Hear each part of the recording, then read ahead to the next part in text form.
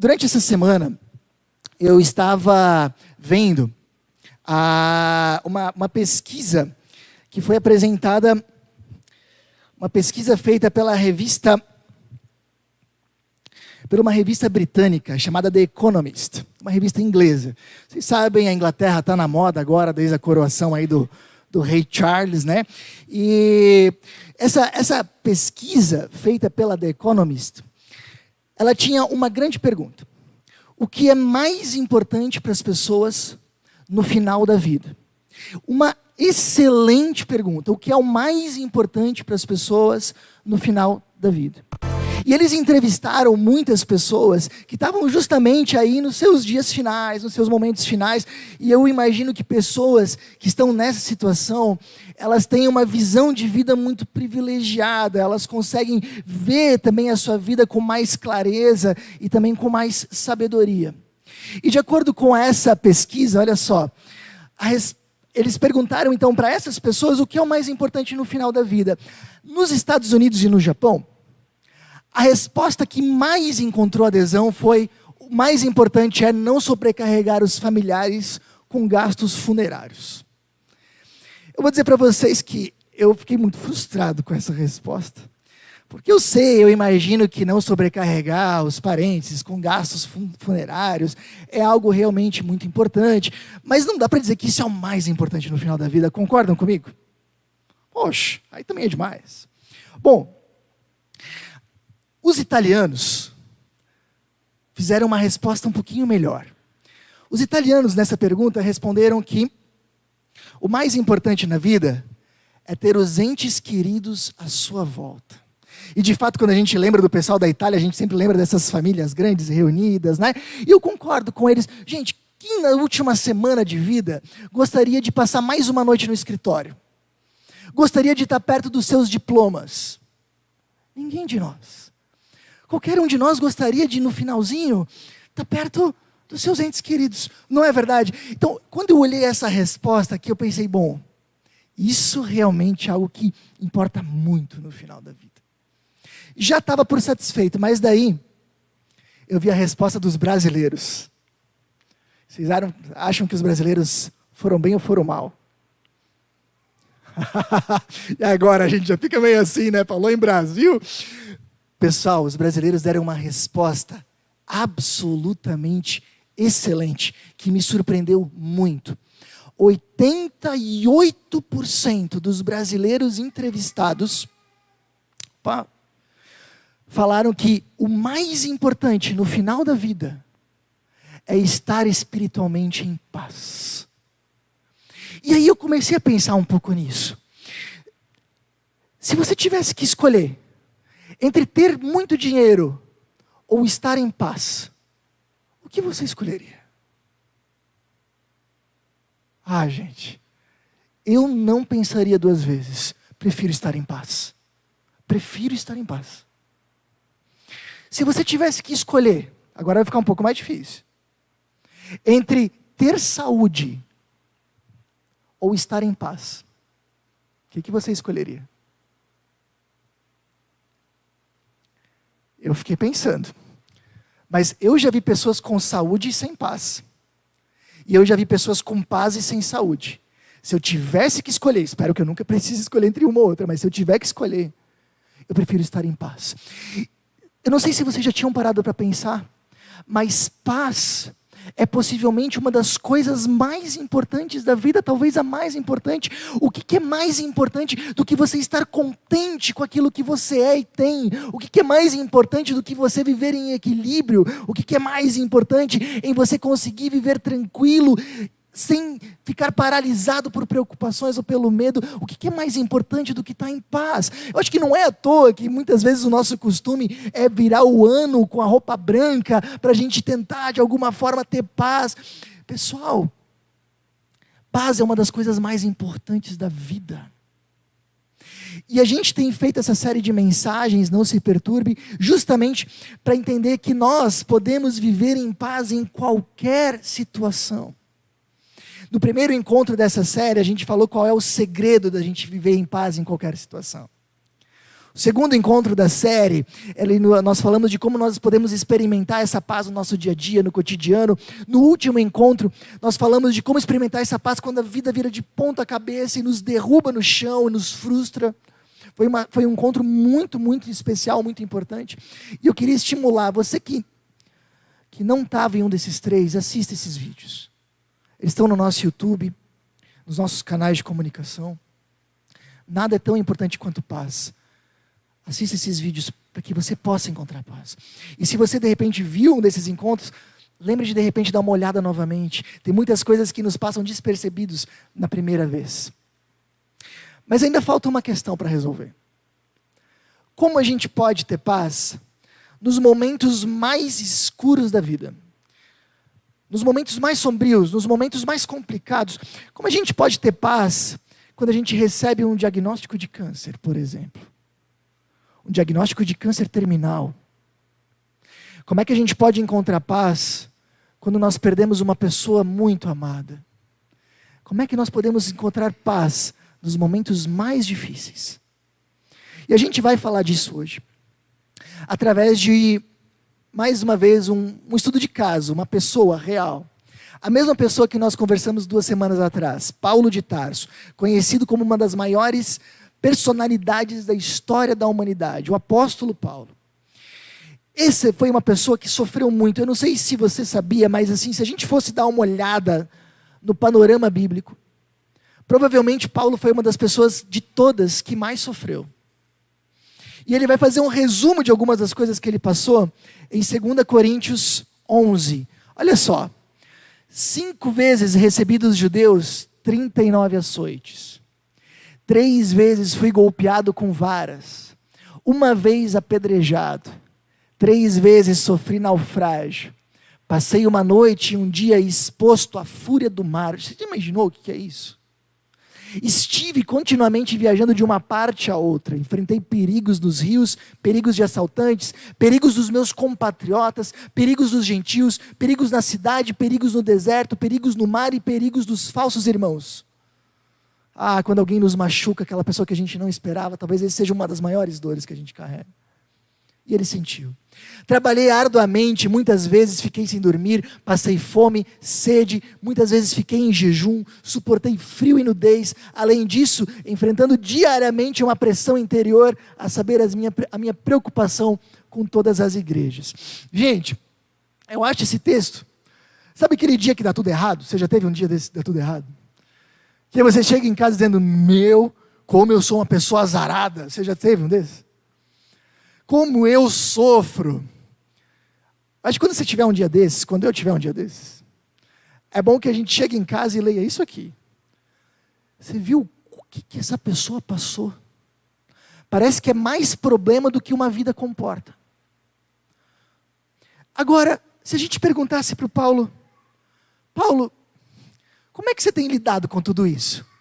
Que sentimento que você carrega? Ele descreve isso no mesmo livro, na mesma carta, 2 Coríntios. Ele diz assim, de todos os lados, nós somos amassados, mas não esmagados. Olha só, há uma diferença entre ser amassado e ser esmagado. Qual que é a diferença? Opa, desculpe. Você pega 2 latinhas, por exemplo. Vocês vendo os nossos patrocinadores? Patrocinadores da Meu que Chapecó, não, tô brincando. Pessoal, amassado é isso aqui, ó. A gente amassa uma latinha, certo? Mas vamos lá, com um jeitinho, talvez botando o dedo por dentro, a gente recupera a mesma latinha, talvez fique uma marquinha ou outra, mas ela volta. Ser esmagado é isso aqui. Para voltar a ser o que era, não dá mais. Não dá mais. Você pode vir aqui, você pode desamassar isso, você pode fazer o seu melhor, mas voltar a ser o que era, não volta mais. Se Paulo tivesse aqui, e a gente perguntasse, Paulo, diante de tanto sofrimento que você passou, qual é o teu sentimento? Ele diria, eu me sinto amassado. Amassado porque doeu, machucou. Mas esmagado não. Eu consigo voltar. Eu consigo me recuperar. Eu consigo levantar e ir adiante. E aí ele continua dizendo, olha só, nós ficamos perplexos diante de tudo isso. Perplexo é aquilo, né? A gente perde o chão, não sabia que isso ia acontecer. Como é que essa pessoa pode fazer uma coisa dessa? Você ficar perplexo. Mas ele diz, mas não perdemos a esperança. Perder a esperança, não. É como se o Paulo dissesse para nós assim, eu já fiquei perplexo muitas vezes, mas eu até hoje nunca disse, esse é o fim. Esse é o fim, isso eu nunca disse. Aí ele continua, somos perseguidos, e de fato foram muito perseguidos por falar de Jesus. Mas não somos abandonados. Esse Jesus continua junto com a gente. E aí ele continua, ele diz, nós somos derrubados, mas não finalizados. É essa a ideia aqui, gente. A gente pode cair. Ser cristão não nos livra de nós sermos amassados. Sermos cristão não nos livra de nós sermos derrubados, cairmos, ficarmos perplexos. Agora, a gente consegue de novo reunir forças para levantar, desamassar, recuperar a esperança e seguir adiante. Como? Como a gente consegue se recuperar dessa forma? O Paulo explicou. Que coisa boa.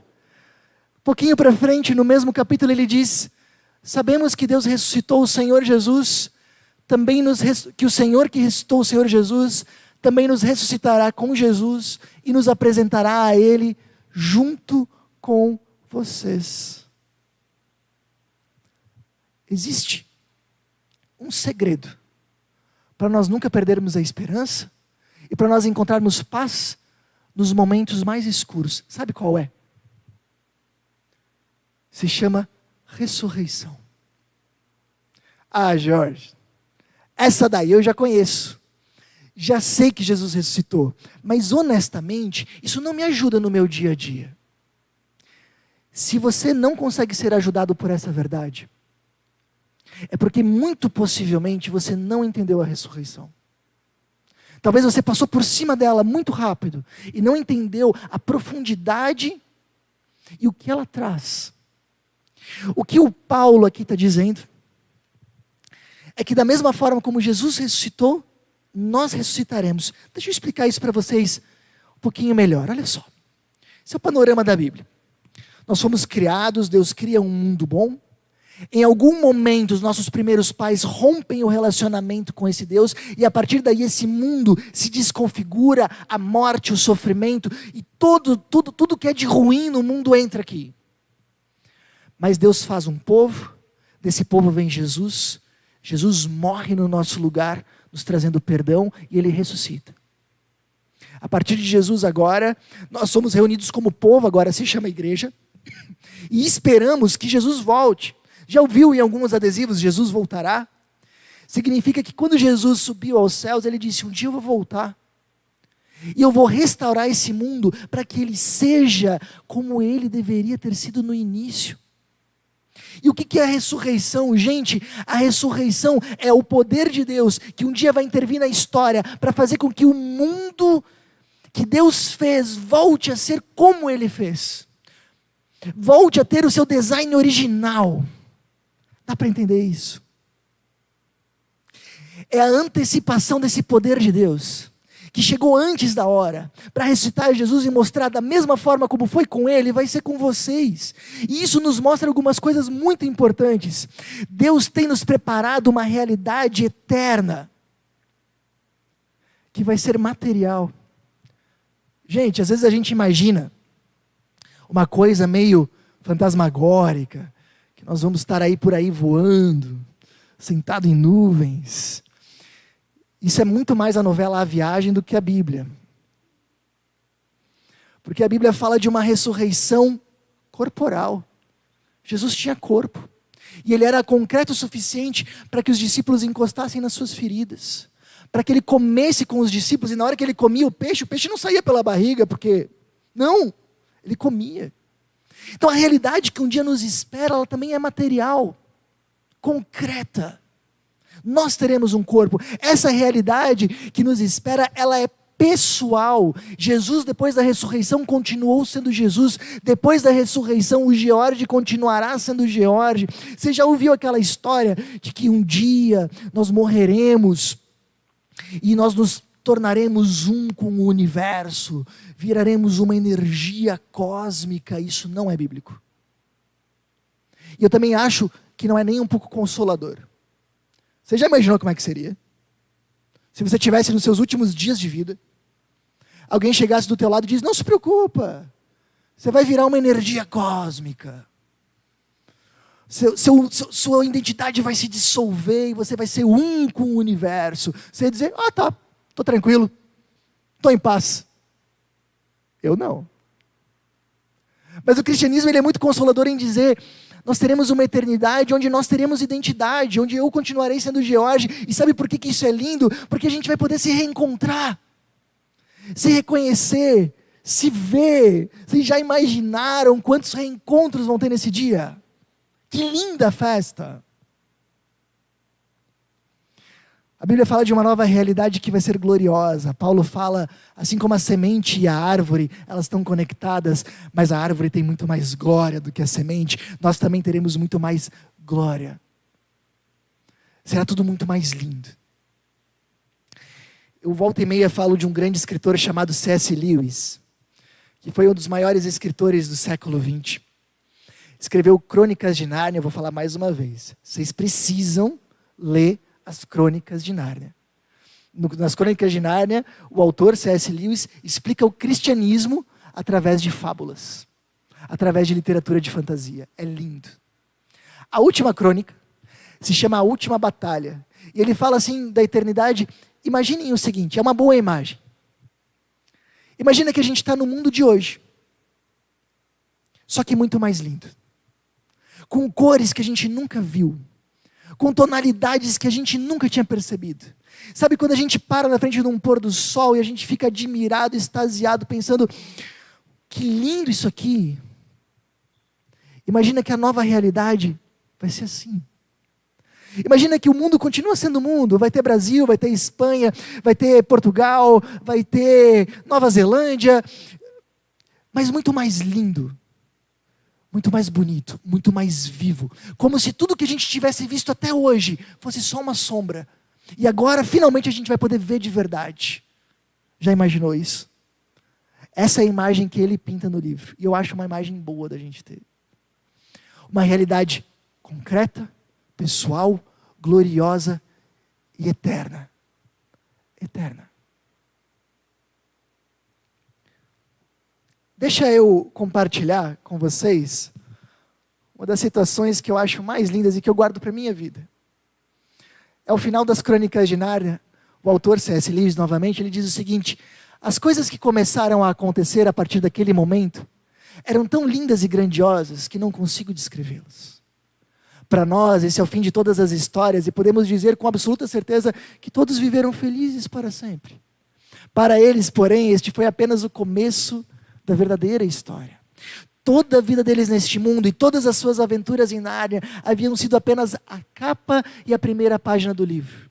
Agora, finalmente, estavam começando o capítulo 1 da grande história, que ninguém na Terra jamais leu. A história que continua eternamente, na qual cada capítulo é muito melhor do que o anterior. Gente, tudo o que você viveu, tudo o que você viverá, nos 60, 80 anos que você viver aqui, vai ser só a capa e a primeira página. A verdadeira história está lá. Sabe o que a Bíblia fala? É justamente essa orientação. Isso é muito importante. A Bíblia não só fala que vai ter uma realidade eterna, que é um consolo de alguma forma, para compensar todo o sofrimento. Não! Ela está dizendo que existe uma nova realidade e que a verdadeira vida é aquela. De que existe uma verdadeira história, e a verdadeira história é aquela. E tudo o que você passar aqui, toda a decepção, toda a alegria, cada coisa que você viver, é só a capa e a primeira página, porque a verdadeira história nós vamos começar a escrever lá. Eterno. Tá bom, Jorge. Entendi. entendi essa nova realidade. E, aliás, se você tem dúvidas sobre isso, você já pode mandar no meu WhatsApp que está na tela.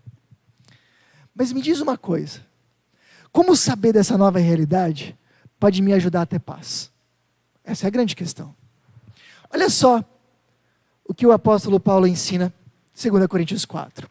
Por isso, nunca desistimos, ainda que nosso exterior esteja morrendo, nosso interior está sendo renovado a cada dia. Pois essas aflições pequenas e momentâneas que agora enfrentamos produzem para nós uma glória que pesa muito mais do que todas as angústias e durará para sempre.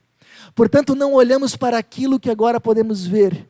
Em vez disso, fixamos o olhar naquilo que não se pode ver, pois as coisas que agora vemos logo passarão, mas as que não podemos ver durarão para sempre. Aqui está o grande negócio, o pulo do gato. Como é que eu faço para ter paz? O Paulo diz, preste atenção, olhe, foque no que é eterno. Deixa eu explicar para vocês isso através de uma história. Em 2013, Susan e eu decidimos que a gente queria fazer uma viagem. E aí a ideia era que a gente fosse ver neve, né? Então a gente decidiu que a gente iria para o Chile. Bom, é um dos países mais próximos que daria para ver neve, então a gente decidiu ir para o Chile. E aí a gente começou a planejar e tal, mas em 2014, nós decidimos primeiro ter uma filha. E aí toda a nossa reserva financeira foi-se. Aí a gente começou de novo a economizar para um dia viajar e ver neve.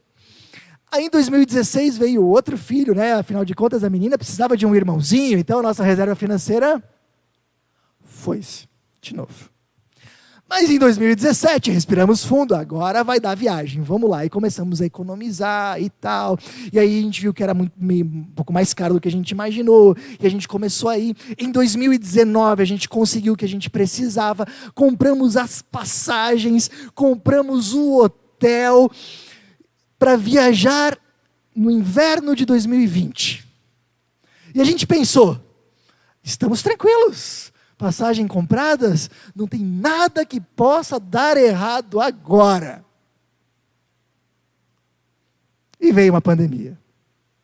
Muito bem, vende tudo, pega o dinheiro de volta e compra para tudo de novo para 2021. Afinal de contas, a pandemia vai passar rapidinho. É só alguns meses. 2021, cancela tudo de novo e vamos para 2022. Chegando em 2022... a gente descobriu que o dinheiro que a gente tinha não dava mais para ir para o Chile. Só destinos nacionais agora. Mas não tem problema, porque a gente também queria conhecer alguns lugares do Brasil, visitar o meu irmão em Vitória, conhecer o Rio de Janeiro. Em vez de ver neve, vamos ver areia de praia, tá tudo bem. Vamos lá. E aí a gente embarcou nessa. Pesquisamos hotel, fizemos itinerário dos passeios. A gente é bem organizado, especialmente quando a gente viaja com criança. Vimos cada dia, cada horário, compramos os tickets, tudo certinho. E deu certo. Não se preocupem, deu tudo certo. Mas sabe uma coisa que eu percebi? Quando eu estava uma semana antes de viajar, na última semana, os problemas que eu passei naquela semana não me afetavam da mesma forma como me afetavam normalmente. Não sei se você já sentiu algo desse tipo. Mas assim, não é que eu fui relapso, as pessoas que me procuravam eu atendia, as coisas que tinha para resolver eu resolvia, mas os problemas, eles não batiam do mesmo jeito, porque lá no fundo eu pensava comigo mesmo, daqui a pouco eu vou viajar, isso tudo vai ficar.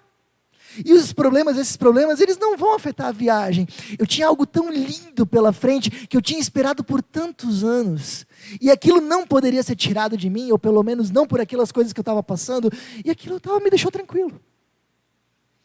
Vamos fazer um outro exercício? Agora eu quero que você embarque nessa. Olha só. Imagina que você está na última semana antes de se aposentar. Oh, beleza. Você está quase se aposentando.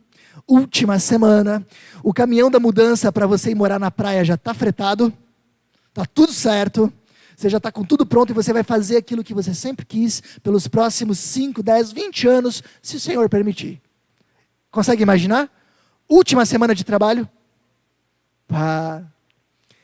Me diz uma coisa, se na última semana de trabalho vier um problema para resolver, isso vai te afetar da mesma forma? Não. Por quê?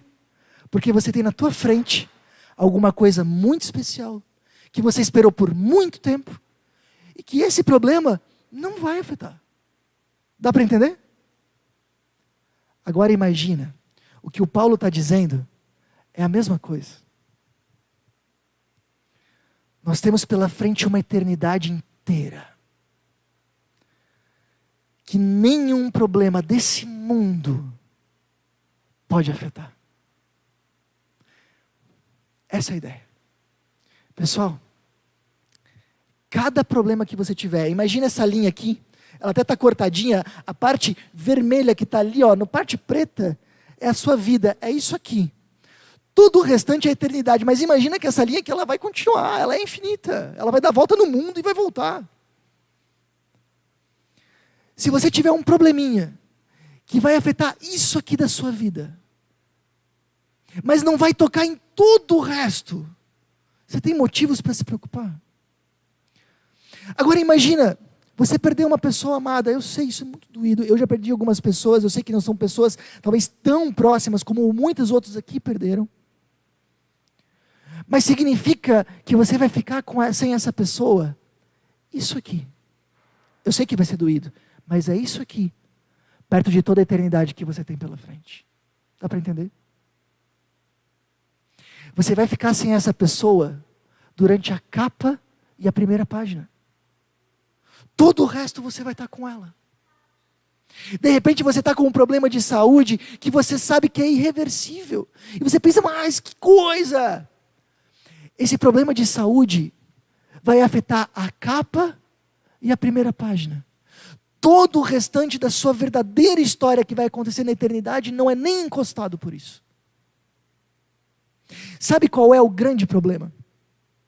É que a gente fica tão focado nas coisas que acontecem aqui, como se aquilo fosse tudo.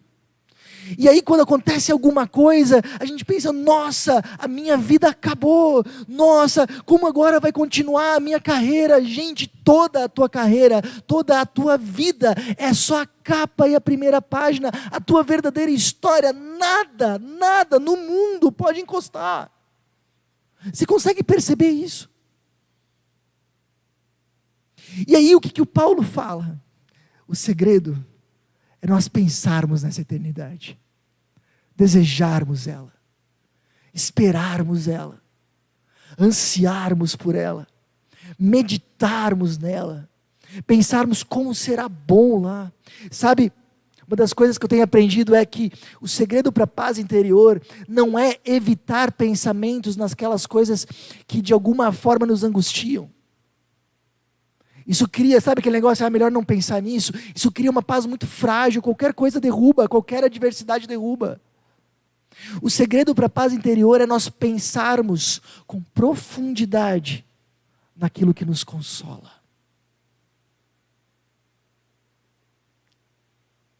O segredo para Paulo é você pensar, olha o que está na minha frente. Como é que vai ser lá? Sonhe com isso. Pense nisso, espere nisso. A grande questão é que, enquanto eu estava planejando a minha viagem, eu estava vivendo aqui, mas o meu coração já estava lá. E o desafio da Bíblia é esse, que a gente aprenda a viver aqui, com o nosso coração lá. A Bíblia chama isso de consciência de peregrino. A gente lembrar que a gente está aqui de passagem, só de passagem. E a nossa verdadeira casa ainda não é aqui. Sonhe com a sua verdadeira casa. Bom? Timothy Keller, ele fala, porque Jesus ressuscitou, tudo ficará bem. E ele falou isso antes de entrar numa cirurgia para a retirada de um tumor maligno. E o que ele está querendo dizer é isso. Não importa se essa cirurgia vai dar certo ou vai dar errado. Porque nada vai tocar na verdadeira história que nem começou ainda.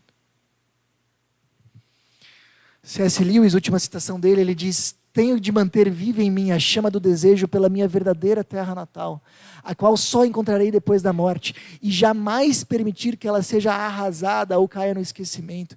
Tenho de fazer com que o principal objetivo da minha vida seja buscar essa terra e ajudar as outras pessoas a buscá-la também. Bom, pessoal, a grande questão é essa. Foque na eternidade. Agora, eu quero só que vocês pensem numa coisa. Paulo vai dizer, pois essas aflições pequenas e momentâneas que agora enfrentamos, produzem para nós uma glória que pesa mais do que todas as angústias e durará para sempre. Espera aí. Ele está dizendo que as angústias que eles enfrentam por falar de Jesus aos outros, produzem uma glória na eternidade. Aqui a Bíblia dá mais um passo. Não só existe uma nova realidade, que é a nossa verdadeira história, mas aquilo que a gente faz aqui, pode construir algo lá. No mesmo texto, Paulo diz, tudo isso é para o bem de vocês, e à medida que a graça alcançar mais pessoas, haverá muitas ações de graças, e Deus receberá cada vez mais glória. O que ele está dizendo é, um dos maiores investimentos para a nossa vida. Percebendo que nossa vida aqui é só isso aqui, e toda a eternidade ainda virá. É nós tentarmos levar o máximo de pessoas até lá. Você já percebeu? Você já se fez a pergunta? O que você tem construído que vai ficar para a eternidade? O que você tem construído que vai ficar para a eternidade? Você sabe? Vou dar uma notícia para você. Seu trabalho, muito provavelmente vai ficar. Sua empresa vai ficar. Gente, sua casa vai ficar. Seu carro, suas roupas, a bolsa que você gosta, vai ficar. Vai ficar. O que a gente vai levar para a eternidade? Pessoas. Pessoas. Quais pessoas? Jesus falou, quem crer e for batizado será salvo, quem não crer será condenado. O que ele está querendo dizer com isso? Ele está querendo dizer, gente, as pessoas que irão para lá são aquelas que crerem em mim. São aquelas que crerem em Cristo. São aquelas que crerem que Jesus morreu pelos seus pecados e ressuscitou. Essas são as pessoas que estarão na eternidade com a gente. E as pessoas a gente leva. E Jesus não poupa palavras em dizer aquele que não crer será condenado. Pessoal, você precisa levar os seus filhos para lá, seus amigos. Como eu faço? Compartilhe o amor de Deus. Eu quero que você medite nessa figura aqui. A nossa vida lá, ela é pequeníssima. Temos toda a eternidade pela frente. Ter o coração na eternidade nos traz paz, mas também nos traz propósito. Nos mostra como construir um legado eterno. Quem aqui gostaria de construir coisas que vão ficar para a eternidade? Eu gostaria. Quem aqui gostaria de dizer como Paulo, olha, é difícil, mas eu estou construindo algo que vai ficar para além da minha vida. Compartilhe o amor de Deus com quem não conhece. E leve o máximo de pessoas que você puder, influencie o máximo de pessoas que você puder, para estarem lá com você. Tenha o coração na eternidade. Avalie. Você tem vivido com consciência de peregrino? Lembrando que aqui não é a sua casa. Ou às vezes você está tão encantado com o mundo aqui que você está olhando só para ele. Você tem lembrado que você tem uma eternidade à sua frente? Você tem direcionado a sua mente de forma intencional para a eternidade, investindo naquilo que tem lá? Você tem gastado o tempo da sua vida sonhando, desejando e pensando e meditando naquela realidade maravilhosa que Deus tem nos preparado? Avalie.